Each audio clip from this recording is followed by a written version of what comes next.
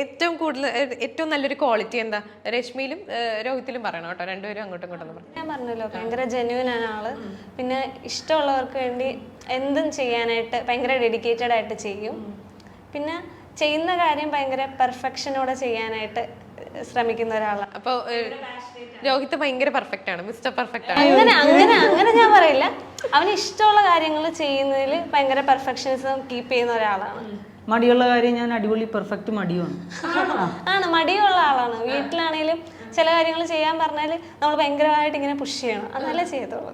അപ്പോഴും ഞാൻ ആ സമയത്ത് എൻ്റെ വേറെ ജോലികളിലായിരിക്കും. അതായത് ഇപ്പോൾ നമ്മുടെ എന്തെങ്കിലും ഗ്രീൻ ഹൗസിൻ്റെ ഒഫീഷ്യൽ കാര്യങ്ങളായിക്കോട്ടെ, അല്ലെങ്കിൽ ഗ്രീൻ ഹൗസിൻ്റെ എന്തെങ്കിലും വർക്കിൻ്റെയോ അല്ലെങ്കിൽ ബാക്കിയുള്ള വീഡിയോസ് എഡിറ്റിംഗ് ആയിക്കോട്ടെ, അങ്ങനെയുള്ള പരിപാടികളിൽ ഞാൻ ഫുള്ളി ഇൻവോൾവ് ആയിരിക്കും. അപ്പോൾ ആ ഒരു സമയത്ത് എനിക്ക് വേറെ എന്തെങ്കിലും ജോലി പറഞ്ഞാൽ എനിക്ക് ആ ഒരു മൈൻഡിൽ നിന്ന് ഇപ്പുറത്തോട്ട് ചാടുക എന്നുള്ളത് നടക്കുന്ന കാര്യമല്ല.